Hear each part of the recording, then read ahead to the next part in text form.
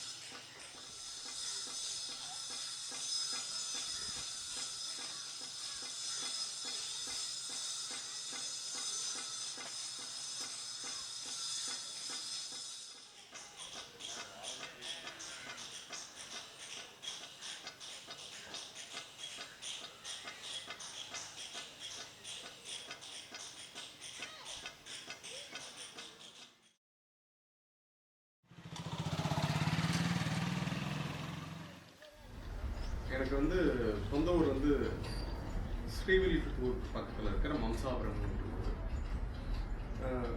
எங்கள் அப்பா வந்து தலைச்சுமை பாத்திர வியாபாரம் பண்ணிட்டு இருப்பாங்க. நான் பிறந்து மட்டும்தான் அந்த ஊர். ஆனால் அவர் வந்து ஒரு நாடோடி போல வந்து நிறைய ஊர்களில் வந்து ஒரு சர்க்கஸ் கூடார மாதிரியான நிறைய ஊர்களில் இருந்தார். ஸோ அந்த மாதிரி இருக்கிறதுனால வந்து சொந்த ஊர் விட்டு வெளியே இருக்கிறது அப்படிங்கிறதுனால வந்து சுயசாதி அப்படிங்கிறது வந்து எனக்கு ரொம்ப லேட்டாக தான் தெரிஞ்சது. எனக்கு அது எப்போ அப்படின்னா வந்து கொஞ்சம் விவரம் தெரிஞ்சு கோயில் திருவிழா பங்குனி பொங்கல் அப்படின்னு ரொம்ப அங்கே வந்து ரொம்ப சிறப்பாக இருக்கும் அந்த ஊரில், எங்கள் ஊரில். அந்த டைமில் தான் வந்து நிறைய பிழைக்க போனவங்க எல்லாமே வந்து திரும்ப ஒன்று கூடுற அந்த மாதிரியான விழாவாக இருக்கும். அப்போ தான் வந்து கோயில், அப்புறம் சாதி சார்ந்த வந்து கோயில் மண்டபம் அப்படிங்கிற அப்போ தான் வந்து என்னுடைய சாதி, என்னுடைய என்ன சாதி, அப்புறம் என்னுடைய சாதிக்கு வந்து எதிரி யார் அப்படிங்கிறது எனக்கு நான் அப்போ தான் புரிஞ்சுக்கிட்டேன்.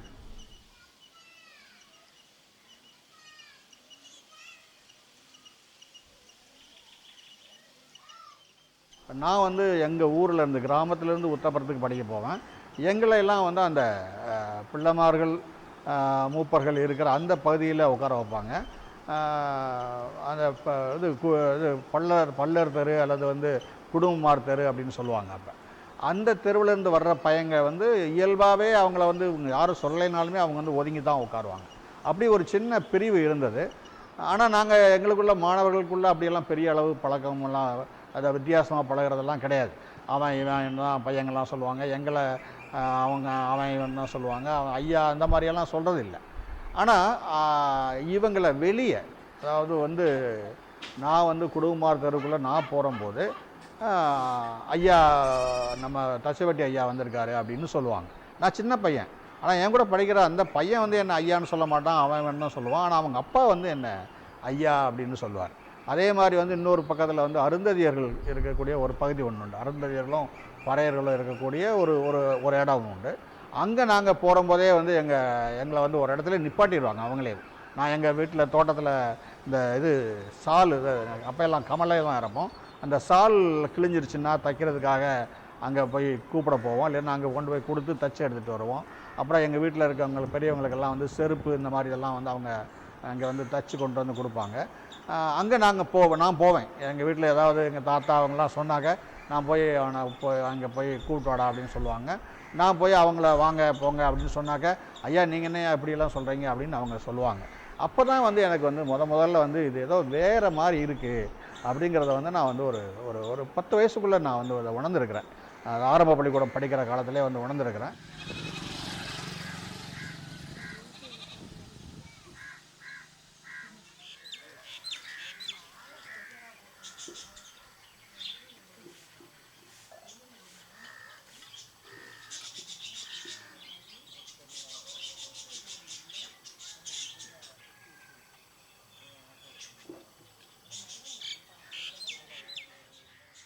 ஆனால் முதல்ல நான் வந்து 7வது படிக்கும்போது எங்கள் வீட்டுக்கு பக்கத்து வீட்டில் 2 பேருக்கும் ஒரே வீடு, அடுத்தடுத்த காம்பவுண்டு.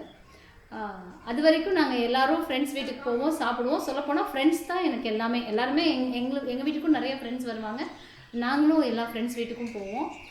எல்லோரும் சேர்ந்து பழகுவோம், சாப்பிடுவோம், எங்கே வேணாலும் போய் உக்காந்துட்டு வருவோம். அம்மாவும் எல்லாரோடையும் பக்கத்தில் நெய்பர்ஸ் எல்லாருக்கூடையுமே பேசுவாங்க. ஆனால் எங்களுக்கு அடுத்த வீட்டில் ஒரு டிவிஎஸில் வேலை பார்க்குற ஒரு ஐயங்கார் ஃபேமிலி வந்து அவங்களுடைய வீடை வந்து அவங்க 2 பேரும் குவைட் ஓல்டு அவங்க வெளியூருக்கு அவங்க மக வீட்டுக்கு போகிறாங்க உடுமலைப்பேட்டைக்குன்றதுனால அவங்க வீடை வந்து ஒரு தலித் கம்யூனிட்டிக்கு விற்றுட்டு போனாங்க. அது எங்களுக்கு அந்த தெருவில் 2 வீடு தான். அந்த தேவக்கோட்டை ஏரியாவில் பெரிய பெரிய வீடுகளாக இருக்கும். ஒரு தெருவில் 2 வீடு முடிஞ்சிடும். அந்த பெரிய வீட்டுக்கு அந்த முதலாக சவுதியில் வேலை பார்த்து பணம் சம்பாதிச்சு வந்த ஒரு தலித், எனக்கு அப்போ அவங்களெல்லாம் தெரியாது. அவங்க வந்த பிறகு தான் நிறைய குழந்தைகள் இருந்தாங்க அந்த வீட்டில், நிறைய பேர் இருந்தாங்க. எனக்கு ரொம்ப சந்தோஷமாக இருந்துச்சு. ரைட்டு, நம்ம பக்கத்து வீட்டில் இவ்வளோ நாள் 2 வயசானவங்க தான் இருந்தாங்க. இப்போ தான் நம்ம நிறைய விளையாட ஆள் கிடச்சிட்டாங்கன்னு சொல்லிட்டு ஜாலியாக போய் பாஸ்கரன் சித்தார்த்தன் 2 பசங்க அவங்கள்ட்ட எனக்கு இன்னும் ஞாபகம் இருக்குது. அந்த அக்கா பேர் பெருமாய் அக்கா வீட்டில் போய் நான் சாப்பிட்டேன்னு சொல்லும்போது முதல்ல எங்கள் அம்மா வந்து என்னை திட்டினாங்க, யார் வீட்டில் வேணாலும் போய் நீ சாப்பிடுவியா?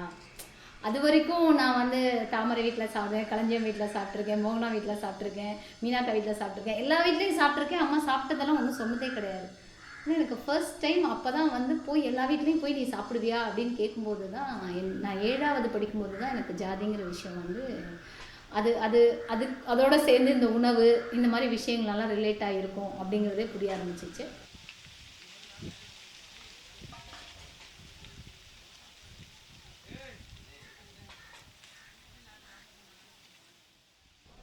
ஃபர்ஸ்ட் டைம் வந்து ஒரு 4th ஸ்டாண்டர்ட் படிக்கிறப்போ, 4ஆம் வகுப்பு படிக்கிறப்போ முதல்ல ஜாதின்ற வார்த்தையை நான் கேள்விப்பட்டேன். ஒரு எங்கள் வீட்டு வெளியே தோட்ட வேலை செய்கிறதுக்காக வந்திருந்த ஒரு அம்மா, நாங்கள் குவார்ட்டர்ஸில் இருந்தோம். அந்த மாதிரி வந்து ஒர்க் பண்ண ஒரு பாட்டி அம்மா வந்து கேட்டாங்க, தம்பி நீங்கள் என்ன ஆளுங்க அப்படின்னு. ஸோ அப்போ தான் அது எனக்கு என்னன்னு புரியல. அப்போ ஃபஸ்ட்டு என்ன கேட்குறாங்க எதுவுமே தெரியல. வேகமாக ஓடி வந்து எங்கள் அம்மாட்ட கேட்டேன் நான், அம்மா என்னமோ கேட்குறாங்க அது என்னது அப்படின்னு. அப்படி கேட்டால் அவங்க தெரிலன்னு சொல்லிடு, யார் கேட்டாலுமே இன்னிலேருந்து யார் எப்படி கேட்டாலும் நீ என்ன ஜாதின்னு கேட்பாங்க, என்ன ஆளுங்கன்னு கேட்பாங்க, என்ன கம்யூனிட்டின்னு கேட்பாங்க, எது கேட்டாலும் தெரியல நான் கிறிஸ்டியன் அப்படின்னு சொல்லிடு அப்படின்னு எங்கள் அம்மா முதல்ல சொல்லி கொடுத்தாங்க. இன்னும் எனக்கு ஞாபகம் இருக்குது.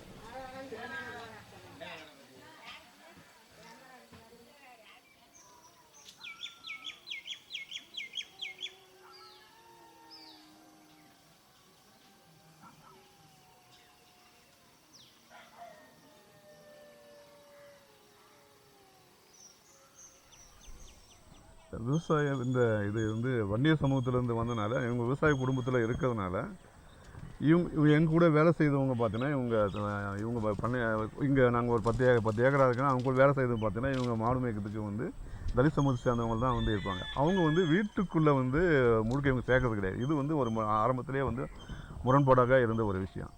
அதே சமயத்தில் நாங்கள் வந்து செங்குந்து முதலியார் குடும்பத்தில் அவங்க வாசலில் போக சொல்ல என்னை வாசல் நிறுத்தி அவர் பேசி அனுப்புவார் என்ன. இது எனக்கு முதலே அதிர்ச்சியாக இருந்தது ரெண்டுமே. இப்போ எங்கள் வீட்டில் இந்த மாதிரி வந்து எங்கள் வீட்லையும் இல்லாட்டி சுற்றுப்புறத்தில் இப்படி நடத்துகிறாங்க. ஆனால் அதே சமயத்தில் பார்த்தீங்கன்னா நாங்கள் வந்து இன்னொரு முதலியார் செங்குந்த முதலியார் இதுக்கு அவங்க வீட்டில் போயிட்டு ஏதோ ஒரு விஷயத்துக்காக போகிறோன்னு வச்சுங்களேன், அவங்க வீட்டினுடைய திண்ணையை வைத்து தான் திண்ணையில் வச்சு பேசி அமைச்சர் பழக்கம் இருந்தது. அது முதல்ல எனக்கு அதிர்ச்சியாகவும் முதல்ல வந்து ஷாக்கிங்காக இருந்தது முதல் விஷயம். பள்ளிக்கூடத்தில் எலிமெண்ட்ரி ஸ்கூல் படிக்கிற காலத்தில் ஹை ஸ்கூல் படிக்கிற காலத்தில் வீட்டில் வேலைக்காரிகள் வந்து வீட்டில் எல்லா வேலையும் செய்வாங்க. கிச்சனும் உள்ளே வர மாட்டாங்க, சமையல் அறை உள்ளே வர மாட்டாங்க. அங்கே மட்டும் அம்மாவோ பெரிய பாட்டியோ மற்றவர்களோ தான் க்ளீன் பண்ணுவாங்க, மற்ற வேலைகள் பார்ப்பாங்க. ஏன் வர மாட்டான்றாங்க, அவங்க ஏன் போகக்கூடாது அப்படின்னு நான் கேள்வி எழுப்பிய போது அவங்க ஒரு குறிப்பிட்ட சாதி சமுதாயத்தில் குறிப்பிட விரும்பத்தகாத ஒரு சொல்லை பயன்படுத்தி இதை சேர்ந்தவங்க அதனால் உள்ளே வர மாட்டாங்க அப்படின்னும் போது தான் சமுதாயத்தில் இப்போ இந்த மாதிரி இருக்குது, டிவிஷன் இருக்குதுன்னு புரிஞ்சுக்கிட்டேன். அது ஆபத்தானதுங்கிறதெல்லாம் தெரியல. அந்த சாதிங்கிற ஒரு அமைப்பு இருக்குங்கிறத I came to know only when I was studying 5th standard or 6th standard.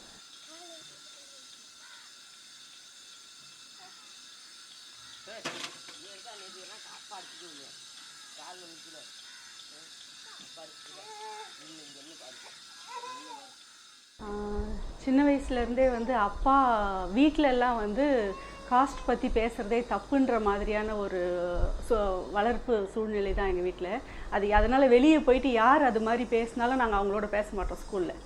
இது வந்து எங்கள் வீட்டிலலாம் எங்கள் காஸ்ட்லலாம் அப்படின்னு யாராவது ஒரு கேர்ள் பேசினான்னா அப்போ கூட அங்கே ஸ்கூலில் வந்து யாராவது எங்கள் ஜாதியிலன்னு பேச மாட்டாங்க, எங்கள் இதிலலாம் அப்படின்னு பேசும்போது அவங்க ஏதோ தப்பாக பேசுகிறாங்கன்னு விலகிடுவோம் அவங்கள விட்டு. அது யாராக இருந்தாலும் சரி, அவங்க என்ன இதை பற்றி பேசுகிறாங்கன்னு தெரியாது, அந்த பேசுகிறதே தப்புன்ற மாதிரியான ஒரு புரிதலோட வீட்டில் இருக்கிறதுனால வீட்லேயும் அதெல்லாம் பேச மாட்டாங்க.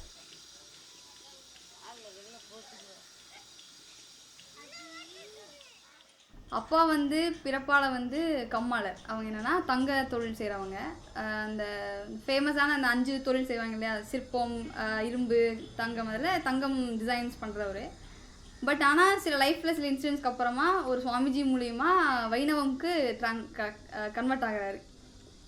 நான் பிறக்கும்போது தான் கன்வெர்ட் ஆகிறேன் 1987. என்னென்னா அதுலேயும் நிறைய விஷயம் இருக்குது. எப்படி சொல்லணும்னா, எங்கள் அப்பாவோட ரிலேட்டிவ்ஸ் எல்லாம் இல்லை அம்மாவோட ரிலேட்டிவ்ஸ் எல்லாம் குலதெய்வ கோயிலுக்கு போகிறது உண்டு. ஆனால் இப்போ இந்த வைணவம்னால கன்வெர்ட் ஆகப்பட்ட ஃபேமிலினால எங்களுடைய ஃபேமிலி குலதெய்வத்துக்கு கூட எங்களை அனுப்பாத நிலை அந்த மாதிரி தான். அந்த பக்கத்தில் இருக்க கோயில், நார்மலாக ஹிந்து கோயிலுக்குள்ளே இருக்கிற கோயிலுக்கு கூட எங்களை போகக்கூடாதுன்னு சொல்லி தான் வளர்க்கப்பட்டதாக இருந்தது. ஸோ எனக்கு கான்ஷியஸ்னஸ் வரக்கு முன்னாடியே சப்கான்ஷியஸாக எனக்கு கேஸ்டில் டீப் இன்சைடில் இந்த கோயில், இந்த மதம் இது போகக்கூடாது, இங்கே வரக்கூடாது, வைஷ்ணவத்தில் நீ சிவன் கும்பிடக்கூடாது, ஸோ அந்த கோயில் போகக்கூடாதுங்கிற சொன்னதான் எனக்கு மெமரிஸ் இருக்குது.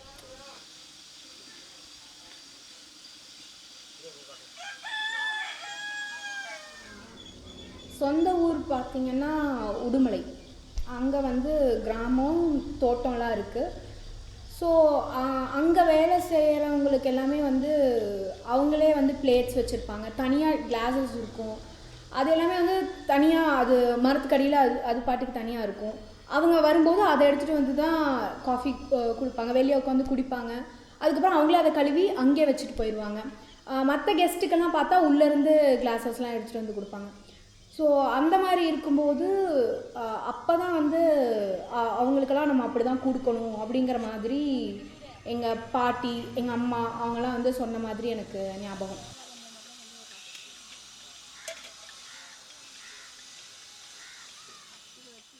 எங்கள் ஊரில் வந்து ஒரு ஒரு ஐயர் ஃபேமிலி இருந்தாங்க. அவங்களுக்கு கோயிலுக்கு சொந்தமான நிறைய வயல் இருந்துச்சு. அப்போ அந்த கோயில் நிலத்தில் அந்த வயலுக்கு வேலைக்கு போகிறப்ப அவரை வந்து ஐயர், ஆனால் அவர் அங்கே எல்லாமே சாமின்னு கூப்பிடுவாங்க. எங்கே வேலைக்கு போனோம்னா இந்த மாதிரி சாமி வயலுக்கு போய் வேலைக்கு போகிறோம், சாமி வீட்டுக்கு போகிறோம், சாமி வர்றாரு. ஸோ அந்த அந்த ஐயருன்றதை வந்து யாருமே அவங்க எங்கள் கிராமத்தில் உச்சரிக்கலை, அவரை சாமின்னு தான் சொல்லுவாங்க. சாமி வீட்டுக்கு போகிறோம், சாமி வயலுக்கு போகிறோம், சாமி வீட்டுக்கு, அப்படி ரொம்ப உயர்வான ஒரு இடத்துல பார்த்தாங்க எங்கள் கிராமத்தில். எனக்கே அப்போ எதுவும் தெரியாது. இப்போ நினச்சி பார்க்குறேன் எப்படி அவங்க வந்து அதை வந்து அவங்கள அந்த இடத்துல வச்சு அவங்க பார்த்துருக்காங்க. அந்த மக்கள் அதை வந்து விரும்பி அவரை ஒன்றும் இது பண்ணிக்கல, அவராக இருந்தார். ஆனால் அந்த ஊர் மக்கள் எல்லாமே அவங்க வந்து சாமி வயலுக்கு வேலைக்கு போகிறேன் அப்படின்னு சொல்லுவாங்க. அது இப்போ நினச்சி பார்த்தா எனக்கு இதாக இருக்கும். அதுதான் இந்த ஜாதியை பற்றின என்னோட முதல் யோசனையாக வர்றது. அதுதான் ஃபஸ்ட்டு.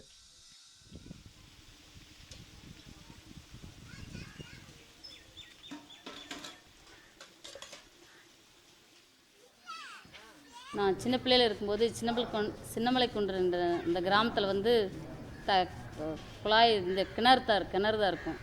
அங்கே வந்து நம்மளை இறக்கி விட மாட்டாங்க. இப்போ தண்ணி பக்கத்தில் வச்சு அவங்க இறச்சி ஊற்றுவாங்க. அப்போ அவங்களுக்கு வந்து டக்குன்னு அவங்களுக்கு வேலை இல்லைன்னா கொஞ்சம் இறச்சி ஊற்றுவாங்க, அவங்களுக்கு வேலை இருந்தால் போயிடுவாங்க.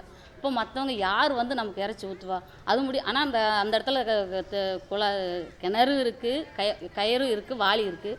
ஆனால் ஒரு எட்டுக்கு கொண்டு போய் நம்மளால் இறக்க முடியாத ஒரு பட்சத்தில் வந்து ஒரு 4 பேர் 5 பேரோ சின்ன குழந்தைங்க தான். அப்போல்லாம் ஒரு 5ஓ 6 தான் படிக்கிறபோது அப்போது அந்த வேலை கூட நம்மளால் செய்ய முடியல. அவங்க வந்து எப்போ நம்ம தாகத்துக்கு தண்ணி கொடுப்பாங்கிற மாதிரி ஒரு ஏக்கத்தில் அப்போயே நமக்கு ஜாதி தெரியுது. அப்போ நம்ம வந்து அந்த தண்ணி கூட இறக்கக்கூடாது, அவங்க வந்து ஊற்றினா தான் குடிக்கணும் அப்படின்னு குடத்தை வச்சுக்கிட்டு உட்காந்துருப்போம்.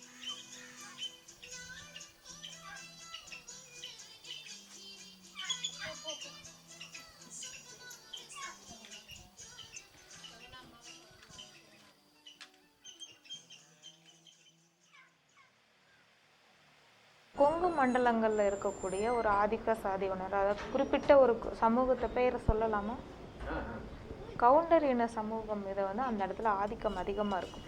அதற்கு கீழே தான் அங்கே வேலை செய்கிற ஆட்கள் இருந்து அதற்கு கீழே அடுத்தடுத்த சாதிகள் வந்து கீழ் சாதியாக பார்க்கப்படக்கூடிய ஒரு சூழல். அப்போ என்னுடைய பாட்டி தாத்தா அவங்கெல்லாம் வேலை செஞ்சுக்கிட்டு இருந்தால் இந்த தோட்டம் அப்படிங்கிறது ஒருத்தருடைய அந்த ஆதிக்க சாதியோட ஒரு இது. 10ஆம் வகுப்பு விடுமுறைக்காக அங்கே சென்றபோது தான் அப்போ அவங்கள வந்து அவங்க வீட்டில் இருக்கக்கூடிய சின்ன குழந்தைகளை கூட மரியாதையாக தான் சொல்லக்கூடிய ஒரு குழந்தையாக நம்ம பார்க்க முடியாது. நம்ம எவ்வளோ பெரிய மனுஷங்களாக இருந்தாலும் வயசில் மூத்தவங்களாக இருந்தால் கூட குழந்தைய வந்து இவங்க வந்து மரியாதையாக தான் அந்த கவுண்டருங்க கவுஞ்சிங்க அப்படின்னு தான் சொல்லி ஆகணும். அந்த இடத்துல அப்படி அந்த பார்வை, அப்படி ஒரு சொல் வந்து எனக்குள்ளே ஒரு கேள்வி எழுந்துக்கிட்டே இருந்துச்சு. அவங்கள மாதிரி நம்ம ட்ரெஸ் போடக்கூடாது, அவங்கள ஈக்குவலாக எடுத்துகிட்டு நீட்டாக போடக்கூடாது அப்படிங்கிற இதெல்லாம் நிறையா இருக்கும். அப்போ ஏன் அதெல்லாம் பண்ணக்கூடாது? ஏன் நம்ம அந்த குழந்தைய கூட ஒரு குழந்தை அதை எடுத்து கொஞ்சுவதற்கு கூட வந்து தொடக்கூடாது அப்படிங்கிற ஒரு சின்ன சின்ன விஷயங்கள்லாம் அந்த இடத்துல நான் பார்த்துருக்குறேன். அப்போ ஏன் அப்படிங்கிற அந்த கேள்வி அப்போ தான் எனக்கு எல்லாம் ஆரம்பிச்சது. அதுக்கப்புறம் தான் அது பரவலாக அப்படி ஒரு விஷயம் அங்கே இருக்குங்கிறத நிறையா நான் தெரிய ஆரம்பிச்சது.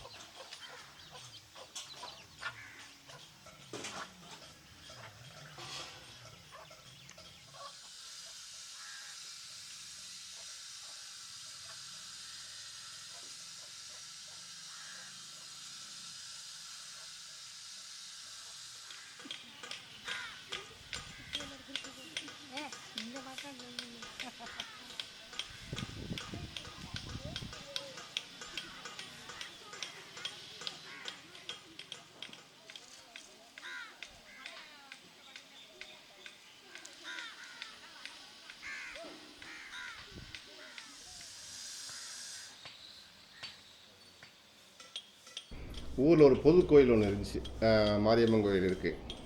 அதில் எல்லாருமே போய் அங்கே விளையாடுவோம், எல்லா பசங்களும் விளையாடுவோம். அந்த பண்ணார் வந்து தோற்றி விடுவார். இப்படியே இருக்குது அது.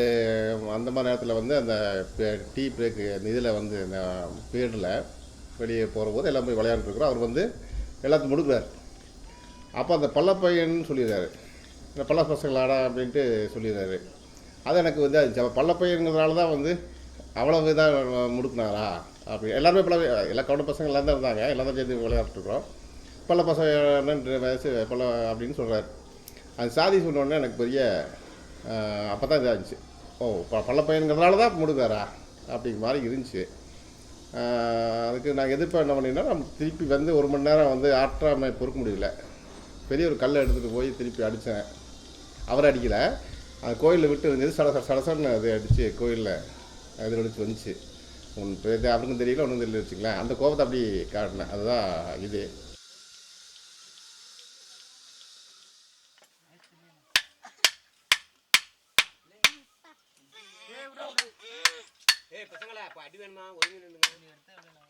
எங்கள் தாத்தா கூட கோயிலுக்கு போகும்பொழுது இந்த கோயில்களில் கீழ் சாதிக்காரங்க பரசாதிக்காரங்க கோயிலுக்குள்ளே வரக்கூடாது அப்படிங்கிற ஒரு இருந்துச்சு. நான் கோயிலுக்குள்ளே போகும்போது நீ எல்லாம் உள்ளே வரக்கூடாது, நீ யாருமே வெளில போ அப்படின்னு சொன்னாங்க. என்னோடய ஜாதியை கண்டுபிடிச்சி என்னை வெளியே அனுப்பிட்டாங்க. அப்போது தான், அது மட்டும் இல்லை, எங்களை பார்த்தாவே எங்களை வந்து என்னோட சின்ன வயசு ஆளாக இருந்தாலும் எங்களை வந்து பேரை சொல்லி கூப்பிடுவாங்க, அப்படி டாப் போட்டு கூப்பிடுவான். இதுதான் எங்களை அப்போ பின்ன நம்மளெல்லாம் கீழ் சாதியெல்லாம் இப்படி தான் கூப்பிடுவாங்க, இப்படி தான் பேசுவாங்க அப்படிங்கிறது சின்ன வயசுலேயே எனக்கு அது வர ஆரம்பிச்சிச்சு. அது பிறகு சாதியை தான் அப்போ தான் நம்ம புரிஞ்சுக்கிட்டோம். இப்போ கீழ் சாதிக்காரங்களை இப்படி தான் கூப்பிடுவாங்க, கீழ் சாதிக்காரங்களை எங்கேயும் அனுமதிக்க மாட்டாங்க, கீழ் சாதிக்காரங்க இங்கே தான் இருக்கணும், கீழ் சாதிக்காரங்களுக்கு இப்படி தான் டீ சாப்பிட்ணும், இப்படி தான் போகணும், ஊருக்குள்ள இப்படி தான் இருக்கணுங்கிற ஒரு கட்டமைப்பை நான் இங்கே தெரிஞ்சுக்கிட்டேன். அதுக்கு பிறகு தான் இந்த ஜாதியை நம்ம நொறுக்கணும், வேற இருக்கணுங்கிற நோக்கத்துக்கு, அம்பலப்படுத்தணுங்கிற நோக்கத்துக்கு நம்ம வந்தோம். இதுதான் ஜாதியோட முதல் அனுபவம் எனக்கு.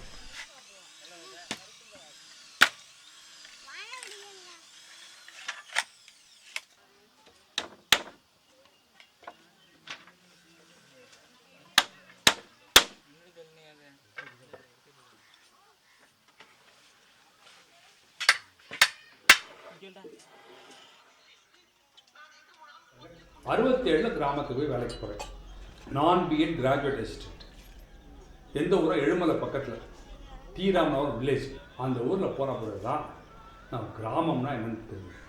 அப்போ சாயந்தரம் அங்கே ஏதாவது டீ குடிக்கணும்ல, டீ குடிக்கிறதுக்காக போகிறது. அப்போ போகிறபோது எங்களுக்கெல்லாம் கிளாஸில் தருவோம். சில பேருக்கு சிரட்டை கப்பில் கொடுத்தா. ஏன்னா அப்போ என் கூட ஃப்ரெண்டு இருந்தான், அதிவீராம் பண்ணின்னு பிடி. என்ன அதிவீரா, என்ன நம்மளுக்கு கிளாஸ் படித்தவங்கனாலையா? ஓ, படித்தவங்கதா இல்லையா, வேற ஆளியா? என்ன வேற ஆளுங்கிற, அவன் எஸ்சியா? நான் என்ன பண்ணேன்னு சொல்லுங்க, இது உண்மை. இல்லை லெட்டரில் அண்ணாவுக்கு பதில் போட்டேன். லெட்டர் எழுதி யார், அப்போ தான் அண்ணா சீஃப் மினிஸ்டர் நமது கழக ஆட்சியில் இந்த மாதிரி இந்த டி ராமநாதபுரம் கிராமத்தில் இந்த மாதிரி கொட்டாங்கச்சியில் டீ குடிக்கிறார்கள் தாழ்த்தப்பட்டவர்கள். அது போய் சொல்லிச்சு. ஒரு 10 பேர் போலீஸ் கழிச்சாங்க. போலீஸ்காரன் வந்துட்டான். வந்து கொடுத்த பார்த்து அப்போ தான் அந்த ஊரில் எல்லாம் சொல்லி வெளியில் கொடுத்துட்டேன். அந்த சொல்கிறது டபுள் டம்ளர் இப்போ சொல்கிறாங்கல்ல, அப்போ டபுள் டம்ளர் சிரட்டை அது அபாலிஷ் ஆச்சு. அவளுக்கு அது கொடுத்து. That was my first encounter of casteism. எனக்கு ஜாதின்னு முதல்ல அறிமுகமானது பள்ளிக்கூடத்தில் தான். ஏன் அப்படின்னு கேட்டிங்கன்னா, இப்போ வந்து ஜெனரலாக வந்து ஸ்காலர்ஷிப் 8ஆம் கிளாஸில் கொடுக்கும் பொழுது அந்த ஸ்காலர்ஷிப்காக நாங்கள் போய் இது பண்ணும் பொழுது இன்னும் ஜாதியை சேர்ந்தவன் எம்பிசி, பிசி, எஸ்சி அப்படின்ற கேட்டகரி இருக்குன்றதே எனக்கு அப்போ தான் தெரிய வந்தது. அதுக்கு முன்னாடி வரைக்கும் ஏன்னா நான் படித்த பள்ளிக்கூடத்தில் அந்த மாதிரி எல்லாம் நண்பர்களாக தான் விளையாண்டு தெரிஞ்சோம். அப்போ வந்து எங்களுக்குள்ள ஜாதிய பாகுபாடு கிடையாது. ஜாதின்றது உணர்ந்ததே வந்து அரசாங்கத்தோட சலுகையை அடைய போகிறப்ப தான் நான் அந்த ஜாதியை உணர்ந்தேன்.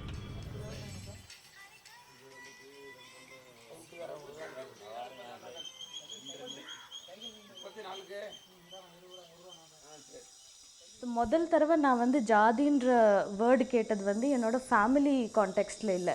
ஏன்னா நிறையா வருஷம் எங்களால் தமிழ்நாட்டுக்கு போக முடியலை. நான் வளரும்போது டெல்லியிலேயே தான் நாங்கள் 3 பேர் தான் இருந்தோம். ஒரு கம்யூனிட்டின்ற சென்ஸ் அவ்வளோ இல்லை. அதனால் இந்த படங்கள் மூலியமாக தான் நான் முதல் தடவை ஜாதின்ற வேர்டே கேள்விப்பட்டேன். எங்கள் வீட்லேயும் அதை பற்றி அந்த வேர்டை வந்து அவ்வளோ யூஸ் பண்ண மாட்டாங்க. வீட்டிலனா எங்கள் அம்மாவும் எங்கள் அப்பாவுக்கும் நடுவில். கொஞ்சம் வளர்ந்ததுக்கப்புறம் எங்கள் அப்பா கிட்ட நான் கேட்கும்போது எங்கள் அப்பா வந்து அது நிஜமாக அது ஆக்சுவலாக வெரிஃபைபிளாக இல்லையான்னு எனக்கு தெரியாது. ஆனால் எங்கள் அப்பா சொல்வார், இந்த மாதிரி வளரும்போது ஸ்ரீலங்காவில் அங்கே பிளான்டேஷனில் இருக்கும்போது ஜாதியோட கிளாஸ் அதுதான் அதுதான் டிட்டர்மின் பண்ணிச்சு எப்படி மக்கள் வந்து இன்டராக்ட் பண்ணுவாங்கன்னு. எங்கள் அப்பாவோட கம்யூனிட்டி லேபரிங் கம்யூனிட்டி. அதனால ஜாதியை பற்றி அவர் வந்து அதனால ஜாஸ்தி பேசலையோ எதுன்னு எனக்கு தெரியாது. பட் ஜாதியை நான் ஒரு லம்சமாக வேர்டு மாதிரி தான் எனக்கு தெரியும். அதோட டீட்டெயில்ஸ் வந்து எனக்கு எப்போவுமே புரிப்படலை சின்ன வயசில் வளரும்போது.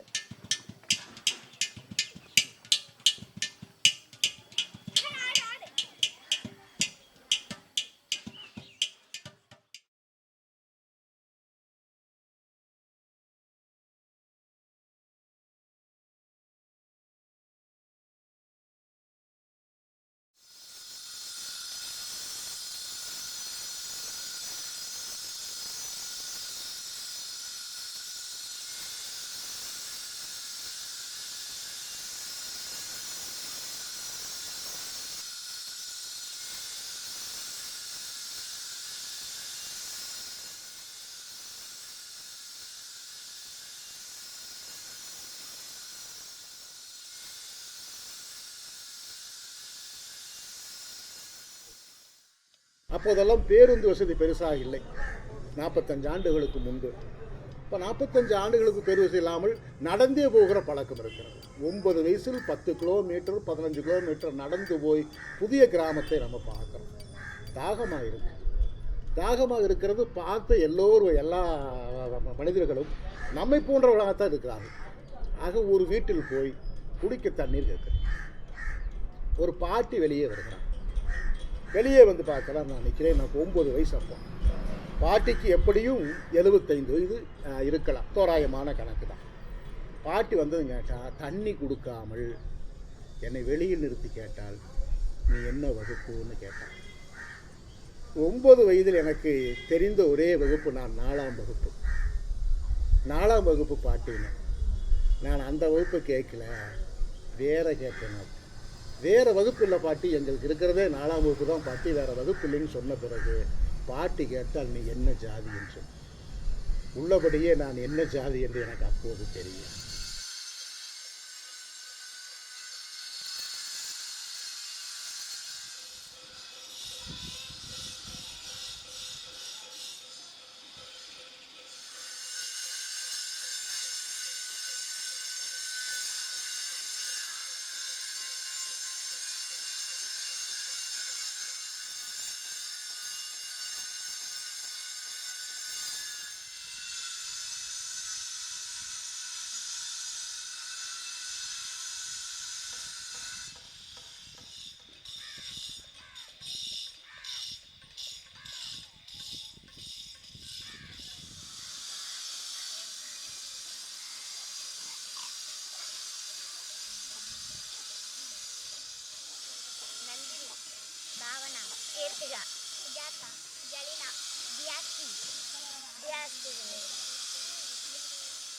யார் என்ன படிக்கிறீங்க சொல்லுங்கள்?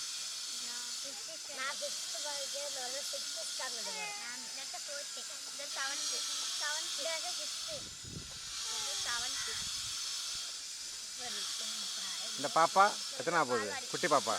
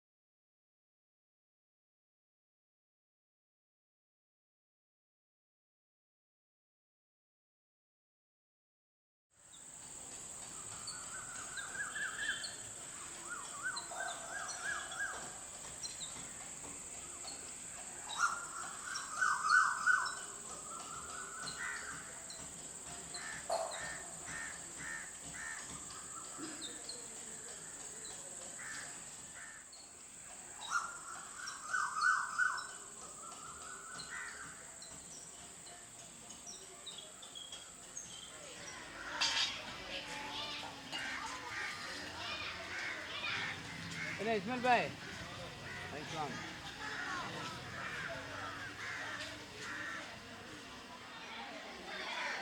அவங்க ஒரு ப்ராஜெக்ட் தயார் பண்ண போகிறாங்க. அதுதான் அதை படத்தை எடுக்காங்க. இந்த மக்கள் கலாச்சாரத்துக்கு அந்த மக்கள் கலாச்சாரத்துக்கு அப்படிங்கிறது நம்ம மக்கள் எப்படி இருக்காங்க மதம் மாறினது பிறகு அப்படிங்கிறது என்னமா பத்திரிக்கை கிடையாது.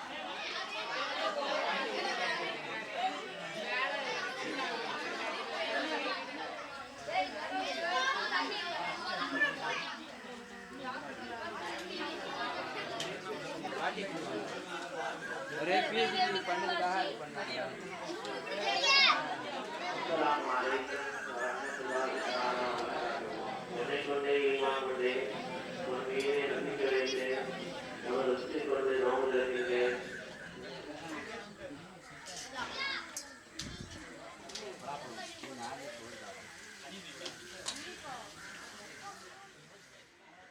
நான் வந்து ரொம்ப ஒரு லோயர் மிடில் கிளாஸ் வந்து ஒரு ஓவிய கல்லூரிக்கு வந்து படிக்க வர்றேன்.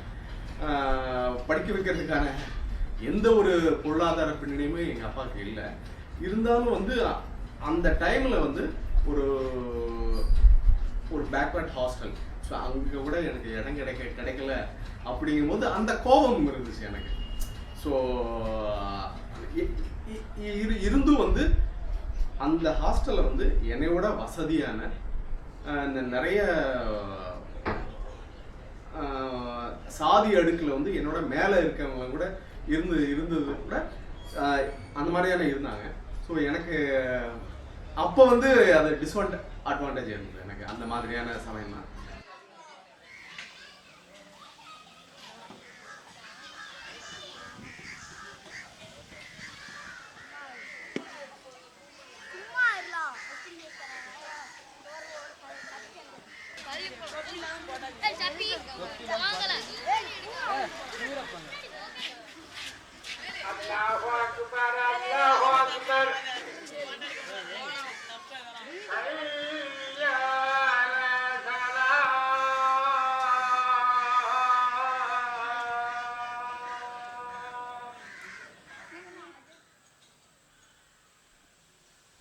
எனக்கு என்னுடைய ஜாதியினால் பெரிய ஒரு தனி மனுஷனாக எனக்கு வந்து என்னுடைய ஜாதியினால் பெரிய அனுகூலங்கள் கிடச்சிருக்குன்னு நான் சொல்ல முடியாது.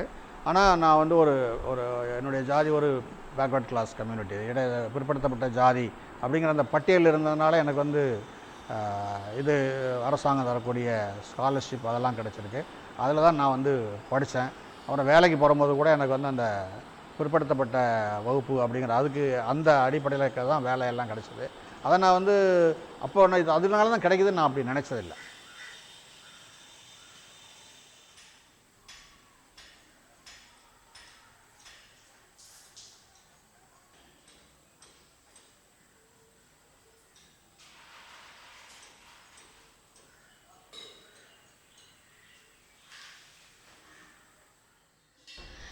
இந்த பகுதியில் குறிப்பாக உசிலம்பட்டி பகுதியில் பெண் குழந்தைகளுக்கான இந்த குழந்தை உரிமைகள் சார்ந்து நம்ம செயல்படுறது அப்படிங்கிற ஒரு விஷயத்தில் வந்து பள்ளி பகுதிகளில் இருக்கக்கூடிய அந்த தனியார் பள்ளிகளோட நிறைய பிரச்சனைகள் வந்திருக்கு.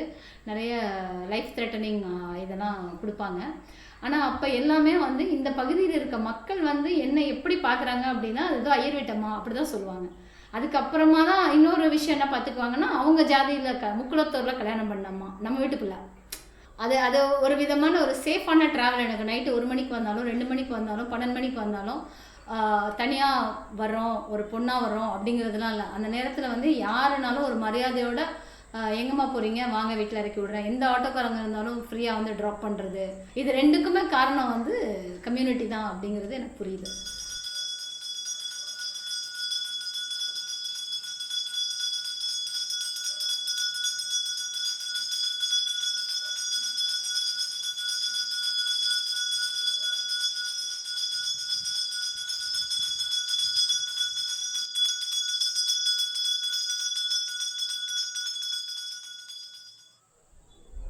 நான் ஒரு பெரிய ஒரு ஆள் வந்து இன்டர்வியூ எடுக்கிறப்போ அவர் சொன்னார், நல்ல ஞாபகம் இருக்குது எனக்கு. இது காஸ்ட் சம்மந்தமான ஒரு இன்டர்வியூ. அவர் இந்த மாதிரியான ஒரு களப்பணியாளர். அவரை போய் இன்டர்வியூ எடுக்கிறப்ப அவர் சொன்ன வார்த்தை தான், என்றைக்கு வந்து ஒரு தலித் இளைஞனுக்கு வந்து விவரம் தெரிகிறதோ அன்றைக்கி தன்னைத்தானே சுருக்கி கொள்கிறான் அப்படின்னு சொன்னார். அது ரொம்ப சரியான வார்த்தை. இன்ன வரைக்கும் நான் அதிகமாக ஆசைப்பட்டுக்கிட்டு இருக்கிற வார்த்தையும் அதான். ஏன்னா நிறைய பேர் நினைக்கிறாங்க, ஒருவேளை நிறைய இப்போ சோஷியல் மீடியாவில் கூட அதிகமாக போஸ்ட் பார்க்குறோம், ரிசர்வேஷன் கோட்டாவில் வந்து உங்களுக்கு சீக்கிரம் வேலை கிடச்சிருது, நீங்கள் தான் எஸ்சி எஸ்டி அந்த கம்யூனிட்டியெல்லாம் ஃபுல்லாக வந்து அதை நிறைய அபகரிச்சுக்கிறாங்க, அவங்களுக்கு தான் முன்னுரிமை கிடைக்கிது, மற்றவங்களாம் வந்து இல்லாமல் போயிடறாங்க இந்த மாதிரியான வாதங்கள்லாம் சின்ன சின்ன வயசு பசங்க கூட பொண்ணுங்க கூட சோஷியல் மீடியாவில் ஒரு களமாக எடுத்துக்கிட்டு அதில் அவங்களுக்கு என்ன அதோட இம்பாக்ட்ன்றது கூட தெரியாமல் கூட நார்மலாக போஸ்ட் பண்ணிகிட்ருக்காங்க. உண்மையிலே என்ன கிடைக்குதுன்னு பார்த்தீங்கன்னா முற்றிலுமான ஒரு மன உளைச்சல் தான் கிடைக்குது. இதில் என்ன நீங்கள் எத்தனை கோடி கொடுத்தாலும் நீங்கள் வந்து அந்த அடையாளத்தை மாற்ற போகிறது கிடையாது. என்ன நீங்கள் ஒரு கலெக்டரே ஆனாலும் சரி, ஒரு பிரதம மந்திரியே ஆனாலுமே சரி, வந்து நான் ஒரு பறையம் தான் சொல்ல போகிறேன் கடைசி வரைக்கும். அதில் என்ன எங்களுக்கு வந்து கடைசியில் அனுபவித்து அள்ளிட்டு போயிட போகிறேன்னு எனக்கு தெரியல. இது வரைக்கும் வாழ்க்கையில் அந்த மாதிரி ஒரு கம்ஃபர்ட் ஜோன்ற ஒரு ஜாதியின் அடிப்படையில் இருந்தது ஒரு துளியளவு கூட கிடையாது.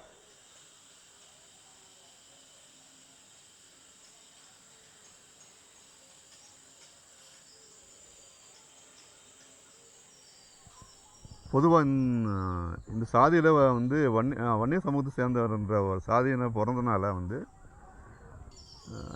இங்கே வந்து பெரும்பான்மை எனக்கு தெரிந்து வந்து என்னது அரசு வேலை வாய்ப்புலையும் கல்வியும் வந்து இங்கே வந்து எனக்கு தெரிஞ்சு வந்து மிக குறைவாக தான் இருந்தது.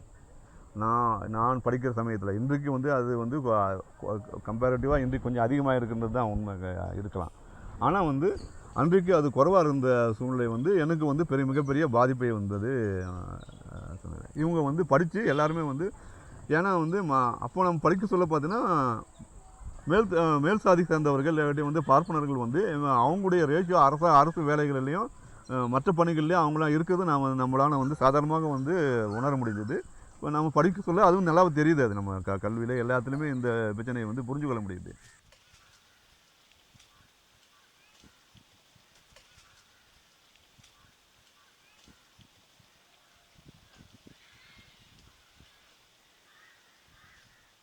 எங்களை மாதிரி பசங்கக்கிட்ட வந்து உங்களுக்கெல்லாம் படிப்பு வரும்டா எங்களுக்கு வராது அப்படிங்கிற மாதிரி அவன் சொல்லுவான்.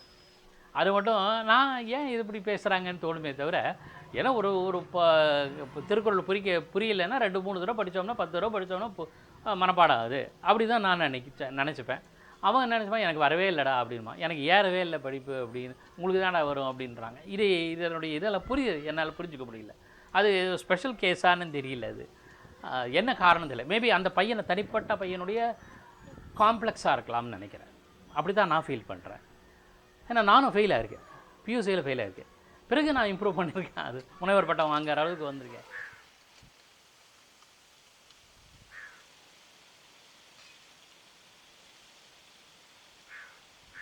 அதாவது டிஸ்அட்வான்டேஜ் இப்போ என்னை பொறுத்த வரைக்கும் ஒரு டிஸ்அட்வான்டேஜ் தான். இப்போ ஒரு விஷயம் என்னென்னா, பொதுவாக ஒரு விஷயம் நடக்குதுங்க ஒரு ஈஸியாக.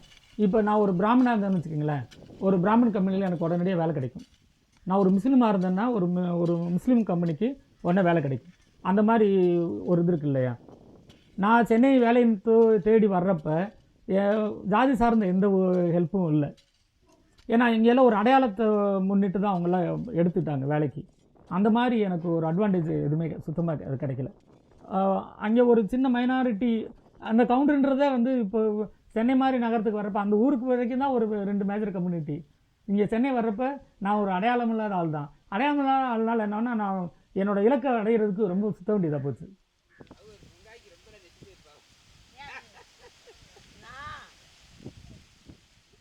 கிறிஸ்டின் ஸ்கூலாக இருக்கும். ஒர்க் பண்ணுறவங்க எல்லாம் பிராமின் டீச்சர்ஸாக இருப்பாங்க. அவங்க அந்த பொண்ணுங்களை மட்டும் கூப்பிட்டு வச்சு, நீ நிறைய படிக்கணும், இந்த மாதிரி பொண்ணுங்களாம் அவங்கெல்லாம் வந்து கம்மி மார்க் வாங்கினாலே அவங்களுக்கு என்ஜினியரிங்லாம் கிடச்சிடும், போயிடுவாங்க, நீங்களாம் நல்லா படிக்கணும் அப்படின்னு சொல்லி ஒவ்வொரு இதுவும் வந்து ஒவ்வொரு சின்ன சின்ன விஷயங்கள்லாம் கூட டெக்னிக்ஸ், எக்ஸாம் டெக்னிக்ஸ்லாம் அவங்களுக்கு சொல்லி தரும்போது அந்த பொண்ணு நல்லா படிக்கிறாப்புல இருக்குது, டாப்பரை கூப்பிட்டு பேசுகிறாங்கன்ற மாதிரியான புரிதல் தான் எனக்கு இருந்ததே தவிர, அவங்களோட இவங்களை வந்து என்கரேஜ் பண்ணுறாங்க, மற்றவங்களை டிஸ்கரேஜ் பண்ணுறாங்கன்றது கூட எனக்கு தெரியல. அப்போது அந்த டைமில் தெரியல. நாமளும் அந்த மாதிரி நல்லா படித்தா நம்மளையும் நம்ம மிஸ்ஸு கூப்பிட்டு இந்த மாதிரி என்கரேஜ் பண்ணுவாங்க, நாம் வந்து இதில் இருக்கும் போல இருக்குது, பிலோ ஆவரேஜோ அபவ் ஆவரேஜோ இருக்கும், அவளை மாதிரி நம்ம டாப்பராக இல்லை அப்படின்ற அந்த ஃபீலிங் அப்போ இருந்தது. அதுக்கப்புறம் யோசித்து பார்க்கும்போது தான் அவங்க அந்த மாதிரி ஆளுங்களை மட்டும்தான் அவங்க கூப்பிட்டு வச்சு பேசுவாங்க. அந்த மாதிரி ஆளுங்களை கூப்பிட்டு வச்சு தான் வந்து இந்தந்த கொஸ்டினுக்கு வந்து இவ்வளோ மார்க் டிஸ்ட்ரிபியூட் பண்ணியிருப்பாங்க. ஸோ இந்த கொஸ்டின் 5 மார்க்ஸில் வந்தால் நீ எவ்வளோ எழுதணும், எந்தெந்த வார்த்தைகள் கீவேர்ட்ஸ்னு இருக்கும் இல்லையா, அந்தந்த வார்த்தைகளுக்கெலாம் வந்து இவ்வளோ மார்க்கு, இதெல்லாம் இருந்ததுனாலே நீ வந்து ஸ்கோர் பண்ணிடலாம். அது வந்து ஒரு கலை. எக்ஸாம் எழுதுறதுன்றது ஒரு கலைன்னு வச்சுக்கோங்களேன். நம்ம 4 பேராகிராஃப் படித்து எழுதுனா கூட அவங்க திருத்தும் போது இந்த கீவேர்ட்ஸ் வச்சு திருத்துவாங்க, கீ நோட் வச்சு திருத்துவாங்க அப்படின்லாம் வந்து அவங்களுக்கு தான் சொல்லி தருவாங்க. ஸோ அது வந்து லேட்டராக வந்து நான் யோசித்து பார்க்கும்போது எனக்கு புரிஞ்சுது.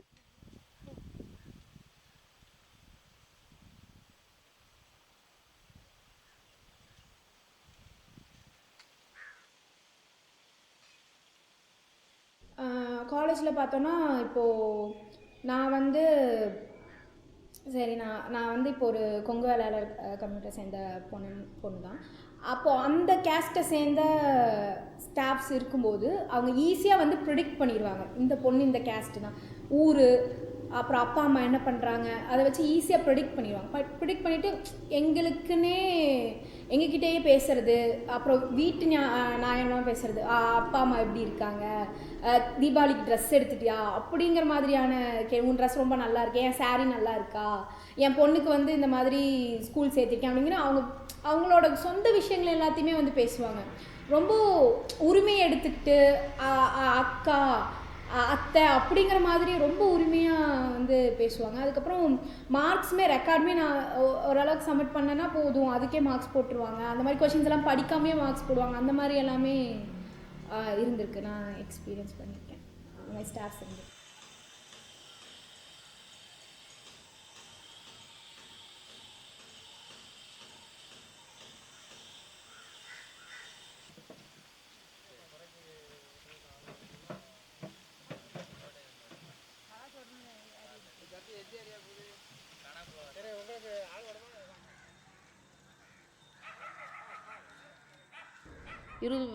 இப்போ தான் கவர்மெண்ட் பிள்ளையா இருக்கும் நர்ஸாக வேலை பார்த்தோம் சாத்தூர் ஒரு ஹாஸ்பிட்டலில்.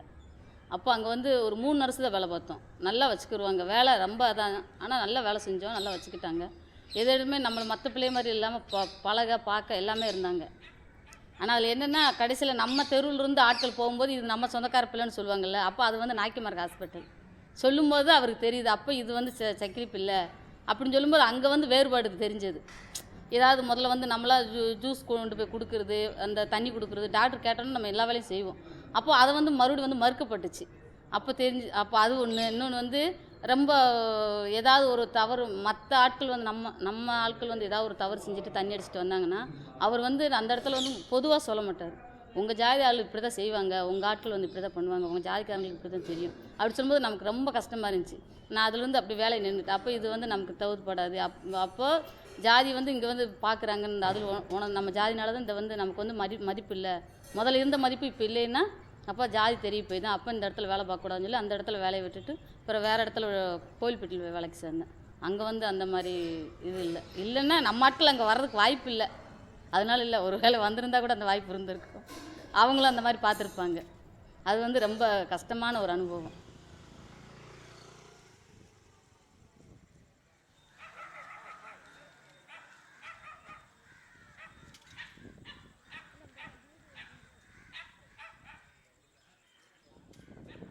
சின்ன வயசில் திருமணம் ஆகிறது. அந்த திருமணம் கூட எப்படி வருதுன்னா, என்னுடைய அக்கா வந்து காதலித்து திருமணம் பண்ணினதுனால அதன் விளைவு வந்து நானும் அடுத்த சாதியை திருமணம் பண்ணிடக்கூடாது அப்படிங்கிறதுக்காகவே எனக்கு வந்து சீக்கிரமாகவே கல்யாணம் பண்ணுறாங்க. அந்த சூழலில் வந்து என்ன ஆகுது அப்படின்னா, எல்லாமே மறுக்கப்படுது அந்த நேரத்தில். அப்போ எல்லாமே மறுக்கப்பட்டு ஒரு கூட்டுக்குள்ளே அடைக்கப்பட்ட ஒரு இதுவாக தான் என்னை வந்து ஒரு மிகப்பெரிய ஒரு ஜமீன்தாராக இருக்கக்கூடிய அந்த மாதிரி ஒரு காடு தோட்டம் சகல வசதியும் இருக்கிற ஒரு இடத்துல தான் என்னை கல்யாணம் பண்ணி கொடுக்குறாங்க. அதுக்குள்ளே இருக்கக்கூடிய அடக்குமுறைகள் அதை விட்டு வெளியில் வரணும் அப்படின்னு நினைக்கும் போது அந்த ஊரில் இருக்கக்கூடிய யாரும் சப்போர்ட் பண்ண எனக்கு தயாராக இல்லை. நான் போலீஸ் ஸ்டேஷன் இந்த மாதிரி போகும்போதும் கூட நான் என்னால் முடிஞ்ச வரைக்கும் ஒரு இது சப்போர்ட் பண்ணுங்கள் யாராவது ஒருத்தனா, யாருமே அப்போ வந்து எனக்கு சப்போர்ட் பண்ணவும் இல்லை. ஏன்னா அப்போ அந்த ஏரியாவை சுற்றி இருக்கிறவங்க ஒரு மிகப்பெரிய ஒரு பொறுப்பில் இருக்கக்கூடியங்க, ஒரு வழக்குரைஞர் ஆகட்டும் இல்லை ஒரு அதிகாரி ஆகட்டும், எல்லாருமே வந்து மேல் சாதி இதில் இருக்காங்க. அப்போ வந்து நான் வந்து என்ன சாதிங்கிறது பார்க்கப்படுது அந்த இடத்துல. ஒருவேளை ஒரே சாதியாக இருந்திருந்தால் அந்த நேரத்தில் எனக்கு ஒரு நியாயம் கிடைத்திருக்கிறதுக்கு வாய்ப்பு இருக்குது.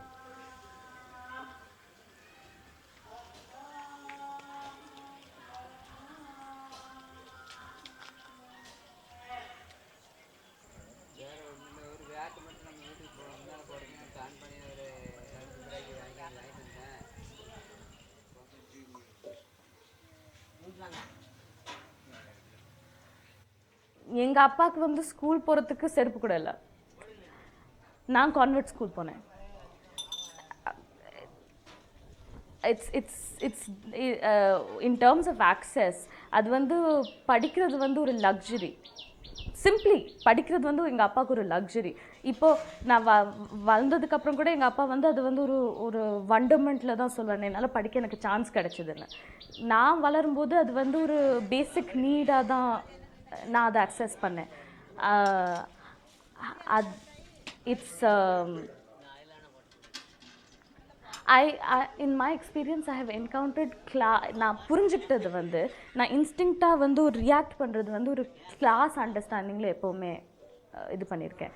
பட் அதில் எப்படி காஸ்ட் வீவ் ஆகுது, என்னோடய பர்சனல் எக்ஸ்பீரியன்ஸில் எப்படி ஆகுதுன்றது வந்து என்னால் சொல்லிக்கூட காமிக்க முடியலை.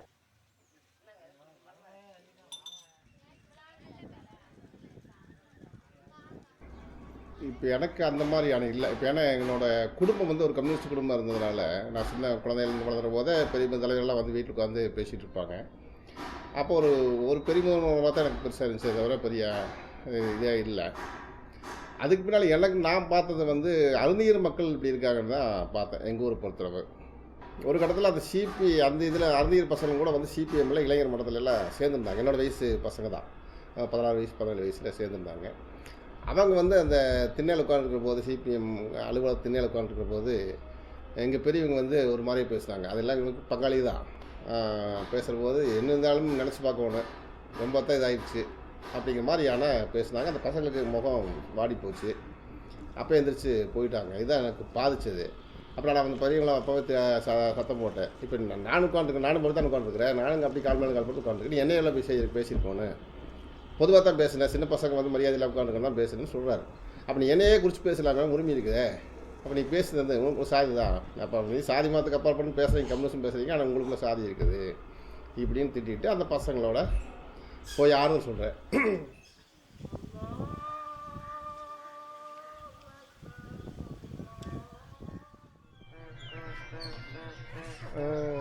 இந்த ஜாதியில் பிறந்து நான் நல்லது ஒன்றும் அனுபவிக்கவே இல்லை.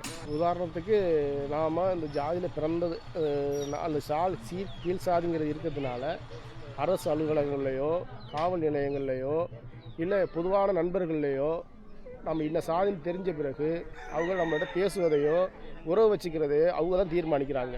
ரெண்டாவது, நாங்கள் ஒரு அரசு அலுவலகம் போயிட்டோம், நம்ம என்ன கம்பெனி தெரிஞ்சுக்கிட்டாவே அதுக்கு என்ன நடவடிக்கை எடுக்கணுமோ அது மாதிரி நடவடிக்கை தான் எடுக்கிறாங்க. அது போலீஸ் ஸ்டேஷனில் மட்டும் இல்லை, தாலுகா அலுவலகம், கலெக்டர் அலுவலகம், நம்மளோட ஊடகங்கள் உள்பட அப்படி தான் எல்லாமே. கீழ் ஜாதிக்கு என்ன அதுக்கு இது இருக்குமோ அது அப்படி தான் அந்த ஜாதியை பார்க்குறாங்க. இது என்னுடைய அனுபவங்கள் நிறையா நான் அனுபவிச்சிருக்கேன். தொடர்ச்சியாக எங்களுக்கு நலத்திட்ட உதவிகள் வந்தால் கூட எங்களுக்கு நலத்திட்ட உதவிகள் வந்தால் கூட அந்த நலத்திட்ட உதவி எங்களுக்கு எங்கள் ஊருக்கு வராது, கடைசியாக வரும். அது எல்லா தெருவுக்கும் முடிஞ்சுட்டு எஸ்சி தெருக்குன்னா கடைசியாக தான் வரும். அதே மாதிரி காவல்துறை போலீஸோ ஏதோ ஒரு விஷயம் இருந்துச்சுன்னா எங்கள் ஊர்லனா உடனே வந்து எங்களை தூக்கிட்டு போயிடுவாங்க. உடனே தூக்கிட்டு போய்க்கொண்டா விசாரணை அடிப்படையில் தூக்கிட்டு போயிடுவாங்க. மற்ற ஜாதிக்காரங்களுக்கு அப்படி ஒரு இது மாதிரி இல்லை. கீழ் ஜாதிக்காரங்கிற ஒரே காரணத்தினால எங்களுக்கு எந்த தெய்வ தாட்சியம் இல்லாமல் எதையுமே அவங்க அதிகாரத்தை பயன்படுத்துகிறாங்க. அதே மாதிரி எங்களுக்கான உரிமையை கேட்கும்போது அதில் எப்போவுமே அவங்க கவனம் செலுத்துறதே இல்லை.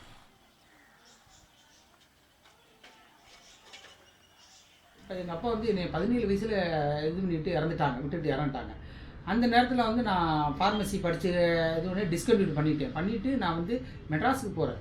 மெட்ராஸுக்கு போகும்போது என்ன தொழில்னே தெரியாமல் ஒரு காலத்தில் தடுமாறும் பொழுது எனக்கு வந்து இந்த தொழில் கற்றுக்கிட்டால் சரியாக வரும் அப்படின்ற ஒரு விஷயம் வந்து டக்குன்னு வந்ததுனால ஓட்டர் தொழிலை விட்டுட்டு நான் இந்த தொழில் வந்து கற்றுக்கிட்டோன்னா குயிக்காக ஒரு இது பண்ணி நான் அந்த தொழிலில் ஒரு இது பண்ண முடிஞ்சிச்சு.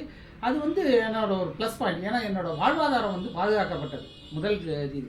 அதனால வந்து இது ஒரு ப்ளஸ்ஸு. ஆனால் மைனஸ்ன்னு கேட்டிங்கன்னா நிறைய. ஏன் அப்படின்னு கேட்டிங்கன்னா என்னால் வந்து வேறொரு தொழில்கள், இப்போ நான் வந்து பால் டீலர் எடுத்திருந்தேன், சக்தி பால், வாங்கல் பால், இதெல்லாம் டீலர் எடுத்திருந்த பொழுது தான் என்கிட்ட நேரடியாக சொல்லாமல் ஒரு சில பேர் வந்து என்ன அம்பட்டையம் பால் போட்டு அவன்கிட்ட வாங்குறியா அப்படின்ற ஒரு மனநிலை அவங்களுக்குள்ள அந்த இது வந்து கருத்துக்கள் ஏற்பட்டுச்சு. அது இந்த சமூகத்தோட மிகப்பெரிய தீமையாக நான் கருதுகிறேன். அதாவது வந்து அந்தந்த தொழில் அந்தந்த ஜாதிக்கு தான் அப்படின்ற ஒரு ரீதியில் இருக்கும் பொழுது என்னால் அடுத்த தொழில் மாறினாலும், உதாரணத்துக்கு பார்த்தீங்கன்னா ஒரு இன்சூரன்ஸ் ஏஜெண்ட்டாக நான் இருக்கேன், அதுக்கு வந்து இன்னொரு ஏஜெண்ட்டு ஒரு கிண்டலாக ஜாலியாக பேசுகிற மாதிரி சொல்கிறாரு, உங்களுக்கு என்ன சார் கழுத்தில் கத்தியை வச்சா பாலிசி போடுனா போட்டுருவாங்கன்றாங்க. இது வந்து அவரோட கிண்டல் மட்டும் கிடையாது, அவரோட ஜாதிய வக்கிரம்.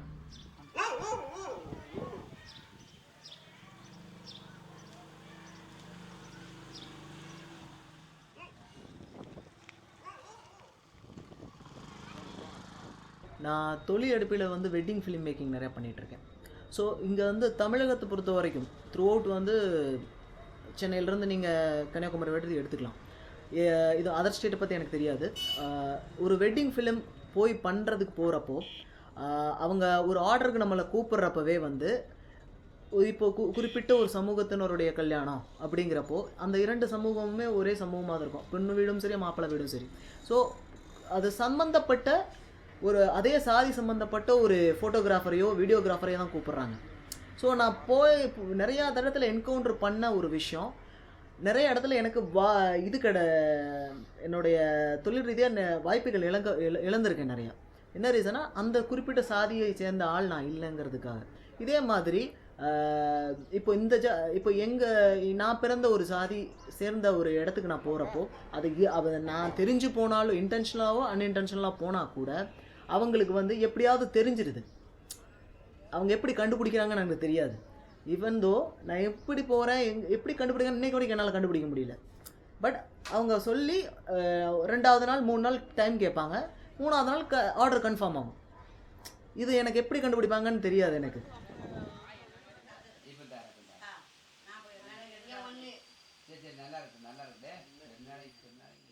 நான் மிகவும் பிற்படுத்தப்பட்ட வகுப்பை சார்ந்தவனாக இருக்கேன். என்னுடைய இப்போ நண்பர்கள் எல்லாம் உங்களுக்கு பிற்படுத்தப்பட்ட வகுப்புலாக இருப்பாங்க, அல்லது எனக்கு கொஞ்சம் மேலே இருக்கிற பிற்படுத்தப்பட்ட வகுப்பாக இருப்பாங்க.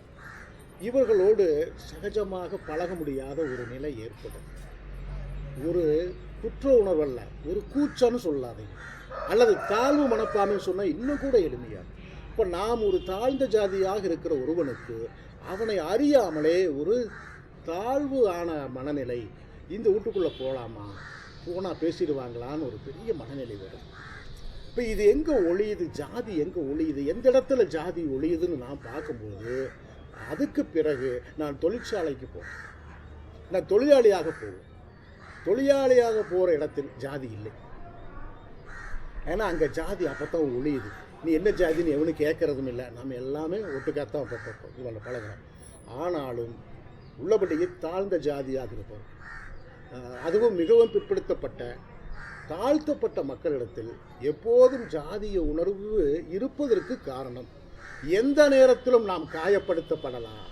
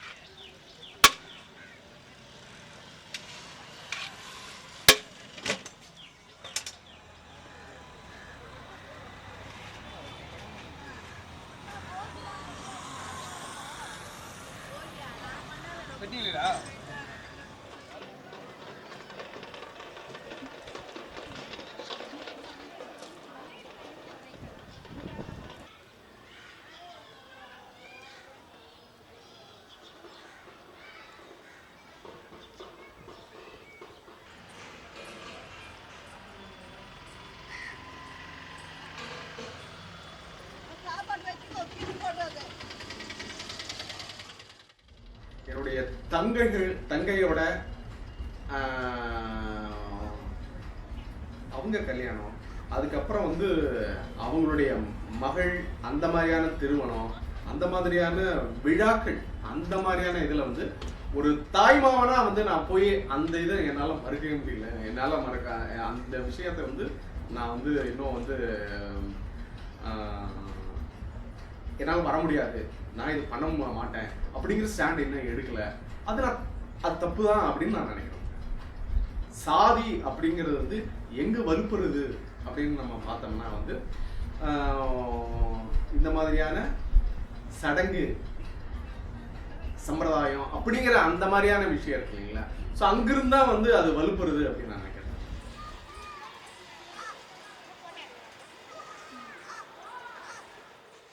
அப்போது நான் 2011 வந்தப்போ தமிழ் பல்கலைக்கழகத்தில், ஈவன் எங்கள் திருநெல்வேலி பல்கலைக்கழகத்திலே வந்து துணைவேந்தர் பதவிகள் வந்து வந்தது.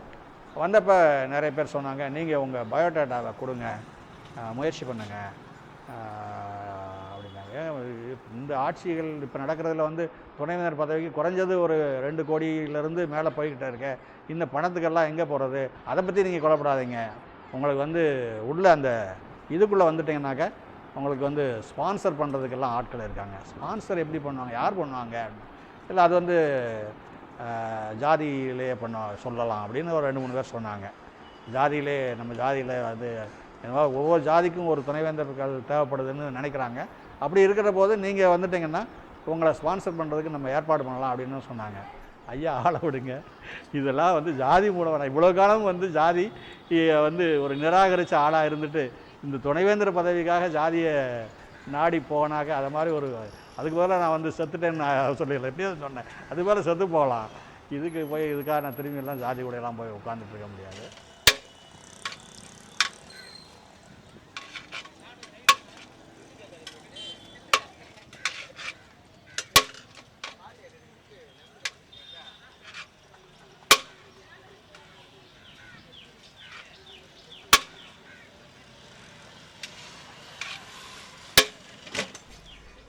பேசிக்காக எனக்கு காஸ்ட் ஐடென்டிட்டின்னு அப்படி ஒரு குழப்பமான ஒரு விஷயம் தான் எனக்கு ஆரம்பத்துலேருந்தே. நான் எந்த இப்போ ஐயர் சமூகம்னு வச்சாலும் அந்த சைட்லேருந்து என்ன நடக்கும், என்ன செய்வாங்க எதுவுமே எனக்கு தெரியாது. அந்த மாதிரி எந்த ரிச்சுவல்ஸ் கூடயும் நாங்கள் போனதில்லை.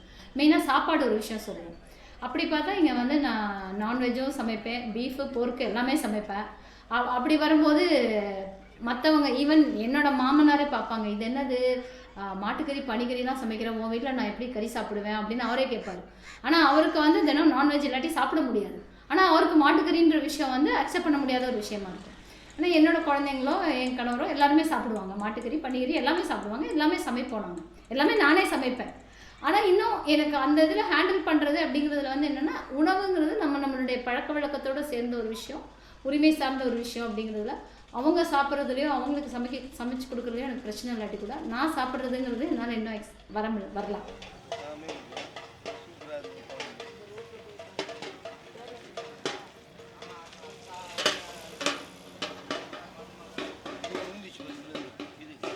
தெரியும், எனக்கு தெரியும். அது என்ன போடுறேன் அவ்வளோதான். கிடைச்சுமா கிடைச்சு தம்பி மோல் அடிக்கிறதானே இருக்காங்க நேற்று.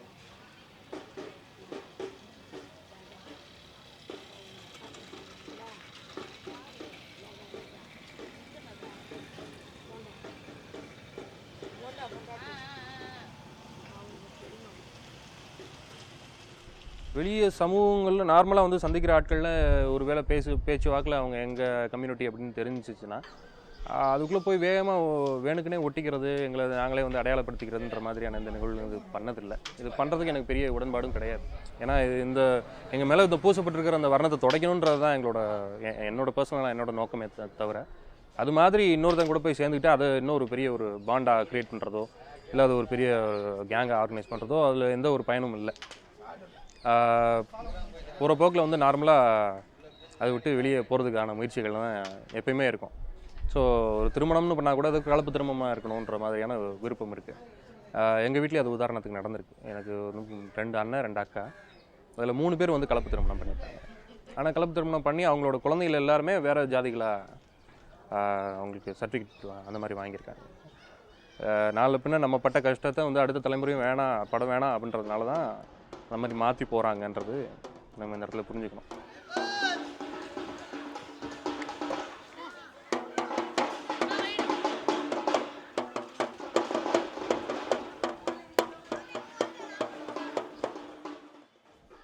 தருமபுரி இளவரசனை கொல்ல சொல்ல வந்து இந்த மிகப்பெரிய மன உளைச்சலுக்கு ஆக வேண்டியிருக்கு. நமக்கு என்ன சிக்கல் ஆகிடுதுன்னா என்னதுன்னா, எந்த இடத்துல வந்து மிகப்பெரிய போராட்டங்கள் வந்து சாதிக்க எதிராக இவங்க நடத்தினாங்களோ அதே இடத்துல வந்து ஒரு நாம் வந்து பை பர்த் வந்து வன்னியனாக இருக்கிறனால நமக்கு வந்து ஒரு மிகப்பெரிய சங்கடத்தை உருவாக்கிடுது அது. ஏன்னா சாதி அதை சொல்லியே வந்து நாங்கள் வன்னியர்கள், நாங்கள் வந்து உன்னை வந்து திருமணம் பண்ணால் அடிப்பேன்னு சொல்கிறது இருக்கு இல்லையா, குத்துவேன் அடிப்பேன், அவங்க காதலிச்சா வந்து நான் வந்து கொலை பண்ணுவேன்னு சொல்கிறது இருக்கு இல்லையா. கேட்க சொல்ல நமக்கு வந்து மிக கொடூரமாக கோபம் வருது. அந்த அப்படி பேசுகிறவங்க மாதிரியில் வந்து அவங்கள என்ன பண்ணுறன்ற அப்போ கோபம் வருது. அப்போ நம்ம இதில் பிறந்துட்டு அப்போ தான் கஷ்டப்படுது, நம்ம வந்து நம்ம பை பர்த்தில் வந்து இதில் பிறந்துட்டுன்றதுக்கு அப்போ தான் நமக்கு சங்கடத்தை உருவாக்குது, மிகப்பெரிய மன நெருக்கடியை உருவாக்கிடுது அது.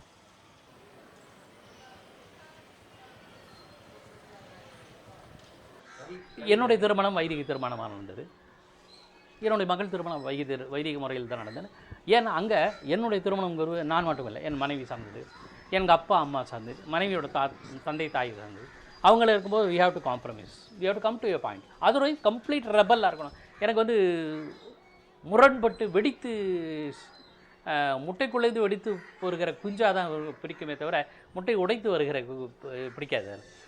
அது எனக்கு விருப்பம் இல்லை. பிடிக்காதுன்றது கூட சொல்ல, அது கூட எனக்கு பிடிக்கவில்லை என்று சொல்வது கூட ஒரு வன்முறையாக தான் நான் கருதுகிறேன். அது எனக்கு ஒத்து வரலை, அவ்வளோதான். ஆகையினால் அங்கே வந்து அவங்களுக்கு ஏற்ற மாதிரி நான் வேஷம் போட்டுக்கிட்டேன்.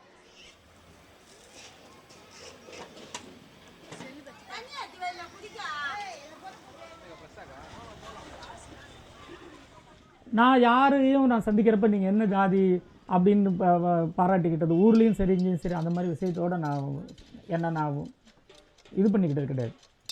எது நான் அதோட அடையாளப்படுத்திக்கிட்ட ஒரு விஷயத்தை நான் செஞ்சதில்லை இது வரைக்கும். ஒன்று மட்டும் முடிவோடு இருந்தேன், நான் எனக்கு குழந்தை பிறந்திருந்தா அவங்களுக்கு ஜாதி அடையாளம் கொடுக்கக்கூடாது அப்படின்றது மட்டும் ஒரு உறுதியாக இருந்தேன்.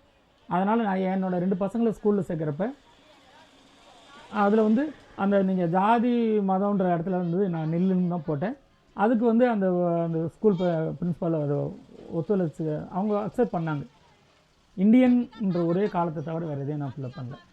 இதுதான் ஜாதி சார்ந்து நான் பண்ண இது பெரிய இது இல்லை, எனக்குள்ள ஒரு உணர்வு. நான் எதை நம்புகிறேனோ அது சார்ந்து ஒரு விஷயத்தை நான் அது மட்டும் தான் பண்ணிக்கிட்டேன்.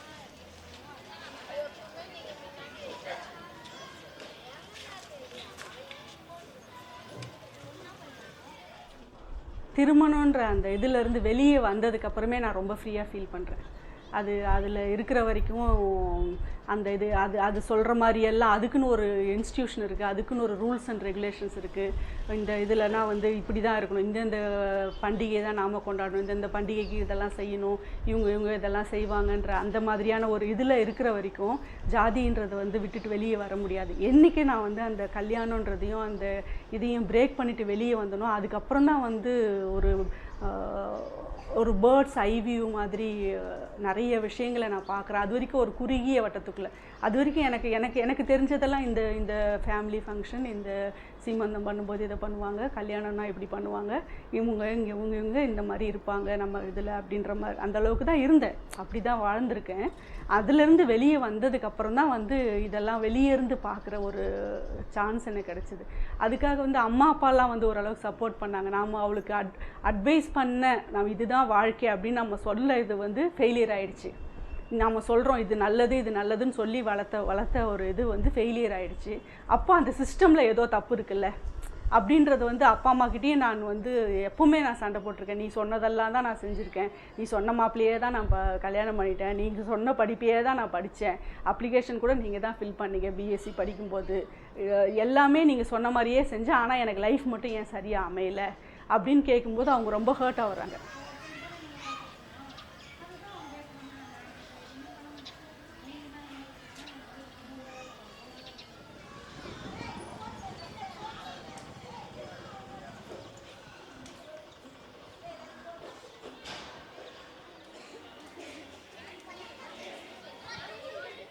ஃபஸ்ட்டு நான் அதுலேருந்து ரிப்பல் ஆகி வர்றதுக்கு காரணம் அது சில குறிப்பிட்ட மக்களை வந்து அதை வந்து தப்பானவங்க, தொடக்கூடாது, அது அவங்க கேவலமானவங்க, அவங்க கீழ் ஜாதி, நீங்கள் தான் மேல் ஜாதின்னு சொன்னால் அந்த ஃபார்முலா வந்து நிறைய பேரோட எதிர்க்கப்பட்டதை நான் பார்த்தேன். ஸோ இப்படி ஒரு பிளவாக 2 பேர் நிற்கிறாங்க, நம்ம எந்த சைடு நிற்க போகிறாங்கிறது முக்கியமான விஷயம்னு ஃபஸ்ட் நான் அதை முடிவெடுத்தேன். ஸோ நம்ம ஒரு மனுஷன் எப்படி தப்பாக இருக்க முடியும், எல்லாமே நேச்சரோட பேர்த் தான் சொல்லி நான் அந்த இன்சைடு தான் நிற்கணும்னு சொல்லி இன்சைடு போய் நின்னக்கப்புறம் தான் எவ்வளோ தப்புன்னு தெரியும்.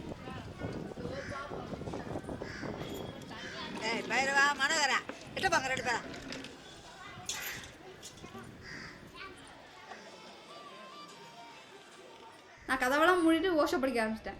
ஓஷோ பெரியார் கொஞ்சம் படித்தேன். ஓஷோவே நிறைய பேர் சொன்னார், ஜென்னு சுஃபீல் போயிட்டு புத்தா அப்போ ரொம்ப பிடிச்சிருந்தது. புத்திசம் தான் வந்து என்னை க்ளீன் பண்ணுறதுக்கு யூஸாக இருந்தது. என்னென்ன எல்லாமே ஒன்றும் இல்லை சொன்னக்கப்புறம் தான் இருக்கிறது என்னங்கிறது தெரிய ஆரம்பிச்சிது. ஒரு போர்டில் பர்மனன்ட் மார்க் இருக்குது, நார்மல் மார்க்கு எல்லாமே இருக்குது. ஸோ எல்லாத்தையும் அடிச்சக்கப்புறம் தான் எது பர்மனன்ட்னு தெரிஞ்சிருந்துச்சு. ஸோ வேர்ல்ட் ஃபிலாசபி படிக்கிறது தான் எனக்கு பெரிய ஹெல்ப்ஃபுல்லாக இருந்தது. இன்னொன்று அதுக்கு ஈக்குவலான ஒரு முக்கியமான பண்ணது பெரியார் வாசிப்பு மக்கள் அப்போ கூட இருந்தாங்க. அந்த அந்த ரீதியான மக்கள் கூட இருக்கிறதுனால அது அது பாசிபிளாக ப்ராக்டிக்கலி பாசிபிளாக இருக்குது. தியரட்டிக்கலி நம்ம என்ன இன்புட் பண்ணாலும் வாழ்கிறதுக்கு மக்கள் எக்ஸாம்பிள்ஸ் இருக்கணும். அப்போ தான் நம்ம ஓகே சரி தப்பு இல்லைங்கிற ஒரு பிலீஃப் வரும் நமக்கு.